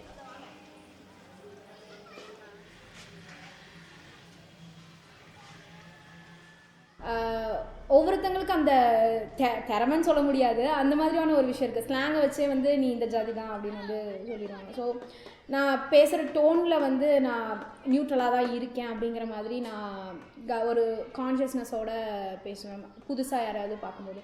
அதுக்கப்புறம் எங்கள் அக்கா பொண்ணுங்க குட்டி பொண்ணு அப்போ தான் பேசி பழகிறா. அவள் வந்து அந்த வயசானவங்களை வந்து பேர் சொல்லி இங்கே வாராமா அப்படிங்கிற மாதிரி அவள் கூப்பிட்டுருப்பான்.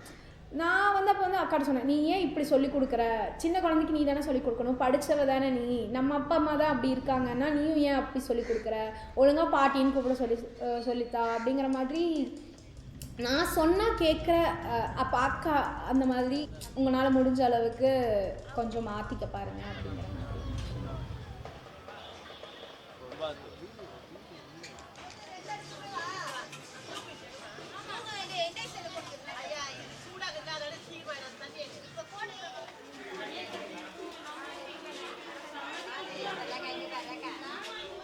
ஜாதியை மறைக்கிறது தப்பு. நாங்கள் ஜாதி மறைக்க மாட்டேன். நான் வந்து இப்போ எல்லார்ட்டையும் இப்போ என்ன சொல்கிறதுன்னா, ஜாதி இருக்கட்டும், எல்லாவனுக்கும் மனுஷனை இப்போ ஒரு ஜாதி இருக்கக்கூடாது. நம்ம ஜாதி மறைச்சாப்புல என்ன போகுது, டவுனில் போயிருந்தால் மறைச்சாப்புல என்ன போகுது. ஆனால் அதுக்கான அதிகாரம் கிடைக்கணும், அது நம்ம தான் எடுத்துக்கணும். ஒன்று இன்னொன்று வந்து மற்ற ஜாதிகள் வந்து நம்மளை வந்து அடிமைப்படுத்துன்னு சக்கிலேன்னு சொல்கிறது அவமானம் கிடையாது. சக்கிலேன்னு நிமிர்ந்து நிற்கணும். அதுக்கு நம்ம என்ன பண்ணணும், அருந்ததியர் நான் வந்து மக்களுக்காக பாடுபடுறேன். அவங்களுக்கான பிரச்சனைகளை எடுத்து செல்றதுல முன்னோடியாக இருக்கிறேன். இவ்வளோ நாட்கள் ஆனதுக்கப்புறம் இவ்வளோ கஷ்டப்பட்டு மக்களுக்காக வேலை செய்கிறேன், அருந்தி மக்களுக்காக. அங்கே போய் நான் அருந்ததியர்கள் எப்படி சொல்ல முடியும்? தெளிவாக சொல்லுவேன். இல்லைன்னா முக்கால்வாசி தெலுங்குலே பேசுவோம். அது மக்கள்கிட்ட வந்து கரெக்டாக நான் வந்து மற்றவங்ககிட்ட அவங்களே வந்து பயப்படுவாங்க.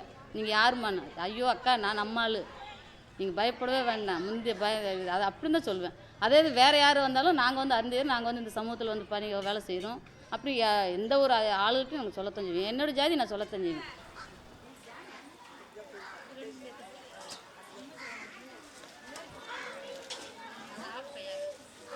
சோஷியல் சர்க்கிள்ஸ் அது அகெயின் நான் டெல்லி மாதிரி ஒரு இடத்துல இருக்கேன். என்னோடய ஃப்ரெண்ட்ஸோட டைவர்சிட்டி அவ்வளோ ஜாஸ்தின்னு என்னால் சொல்ல முடியாது அன்ஃபார்ச்சுனேட்லி. அதை நான் எவ்வளோ உடைக்க பார்த்துருக்கேன்றது வந்து is a question I must ask myself. And உங்களுக்கு சொல்லணுன்னா maybe I haven't done enough. Maybe எங்கள் அம்மா வந்து ஒரு கலர் காஸ்ட்டோ, எங்கள் அப்பா ஒரு அகமடியர் காஸ்ட்டோ, அது வந்து ஒரு தமிழ்நாடு பாலிட்டிக்ஸில் அதோட கான்டெக்ஸ்ட் என்னன்னு எனக்கு சுத்தமாக தெரியாது. அது எங்கள் அம்மா அப்பா கிட்ட கேட்கும்போது அவங்களும் எனக்கு சொல்லலை. என்னோடய ஃபேமிலியோட எனக்கு relations I'm not in touch with my family to understand that. கூகுளில் பார்த்து புரிஞ்சுக்கிறது தான். Okay, like it's that kind of a scenario for me. I don't understand.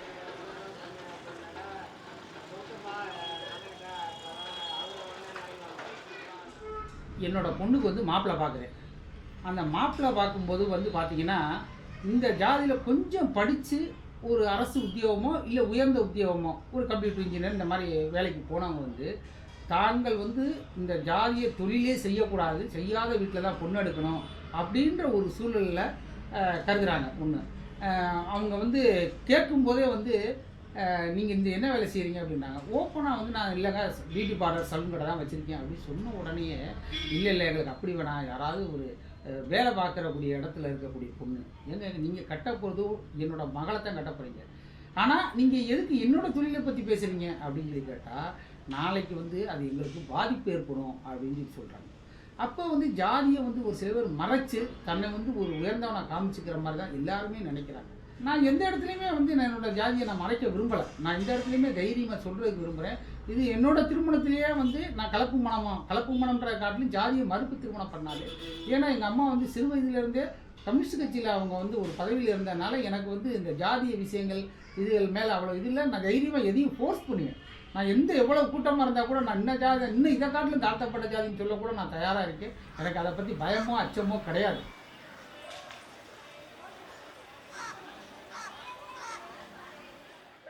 இப்போ வந்து நீங்கள் எனக்கு சினிமா பண்ணணுன்றது தான் என்னோடய லட்சியம். இப்போது சுயாதீன சினிமாவுக்கு எந்த அளவுக்கான ஒரு பொருளாதார சிக்கல்கள் இருக்குதுன்னு உங்களுக்கு தெரியும். இப்போ அந்த டைமில் இப்போது நீங்கள் வந்து தமிழ்நாடு மாதிரி ஒரு ஸ்டேட்டில் வந்து இப்போது ஓரளவுக்கு இந்த மாதிரி விஷயங்களுக்கு உதவி கொடுக்கக்கூடிய ஆட்கள் எல்லாருமே வந்து ஆல்மோஸ்ட் ஒரு இண்டஸ்ட்ரியலிஸ்ட்டு, பில்லியனர்ஸு, ஒரு ட்ரஸ்டீஸ் அந்த மாதிரி வச்சுருக்கிறவங்க தான். இப்போது உள்ளே போகும்போதே வந்து அவங்களுக்கு நம்ம ஒரு படம் ஸ்கிரிப்ட் எடுத்துகிட்டு போகிறோம்னா even though it's not related to communalism or casteism அது இப்போ, ஆனால் அங்கே போகிறதுக்கு முன்னாடியே அவங்கக்கிட்ட நம்ம போய் பேசுகிறதுக்கு முன்னாடியே அவங்க என்ன ஆளுகள் தெரிஞ்சுட்டு போக வேண்டிய ஒரு சூழ்நிலை இருக்குது. அவங்க ஏன்னா நம்ம போய் பேசுனா அது ஒர்க் அவுட் ஆகுமா இல்லையா அப்படின்னு இதுக்கு அந்த இடத்துல வந்து நம்ம அதை டிசோன் பண்ண வேண்டியது இருக்குது. ஆனால் ஓன் பண்ண வேண்டிய இடம் நம்ம ஆளுங்களாம் தெரிஞ்சுட்டு போகிற இடம். சரி, வேறு வழி கிடையாது, போய் சொல்லி ஆகணும், படம் பண்ணி ஆகணும், நம்ம வேறு வழி கிடையாது. நம்மளுடைய ஐடியாலஜி எல்லாம் வேறு லெவலில் இருந்தாலும், ஒரு குளோபல் ஐடியாலஜி இருந்தாலும் நம்ம படம் வந்துட்டுமே அதுக்கப்புறம் பார்த்துக்கலாம், அதெல்லாம் ஃபஸ்ட்டு இந்த இடத்துல இறங்கி போகிற தப்பு இல்லை அப்படிங்கிற மாதிரி எனக்கு தோணியிருக்கு 2-3 பேர்த்துக்கிட்ட நான் பேசும்போது. அந்த இடத்துல வந்து அதை ஓன் பண்ண வேண்டிய கட்டாயம் இருக்குது. இது என்னோடய ப்ரொஃபஷனோ என்னோடய லைஃப் ஸ்டைலையும் வச்சு சொல்லக்கூடிய இந்த ஒரு இன்சிடென்ட் தான் என்னால் சொல்ல முடியும்.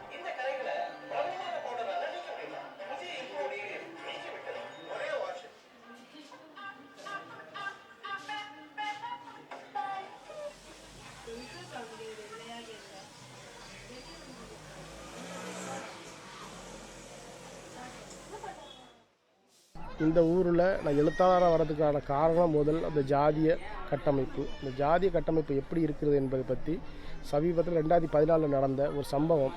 கோவிலில் ஒரு சிறுவன் கோவிலில் துணு எடுத்துட்டாங்கிறதுக்காக ஆதிக்க சாதியை அவர்கள் அடித்து துன்புறுத்திய விஷயத்தை மையமாக வச்சு ஊரார் வாய்ந்த ஓவியம் என்று ஒரு குறுநாவல் எழுதினேன். அந்த நாவல்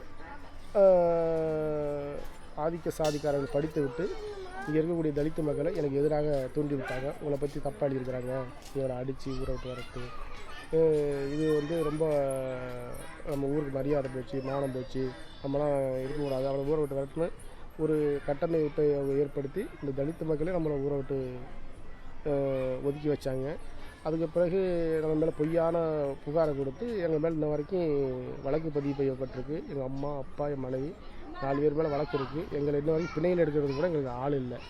நாங்கள் இந்த ஊரில் ஜாதிய கொடுமைகளை பற்றி எழுதியதற்காக சொந்த சாதி மக்களே நமக்கு அது எதிரானாங்க, இன்ன வரைக்கும் எதிராக தான் இருக்கிறாங்க. அதுதான் ரொம்ப வேதனையான ஒரு விஷயம்.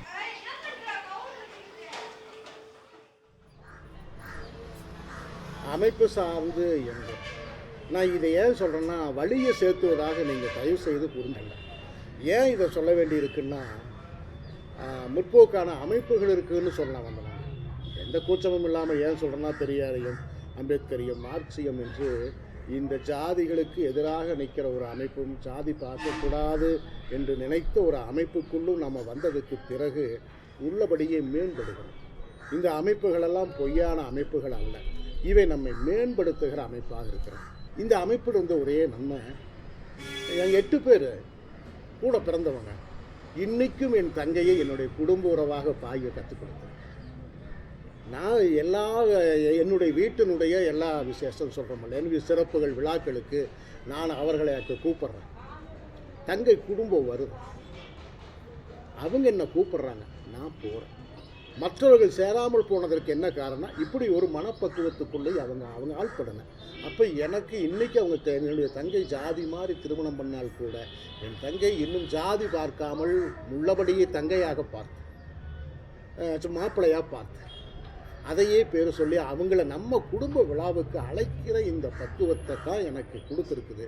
இது வந்து எல்லாத்துக்கும் இருந்தால் இன்னும் கொஞ்சம் பரவாயில்லைன்னு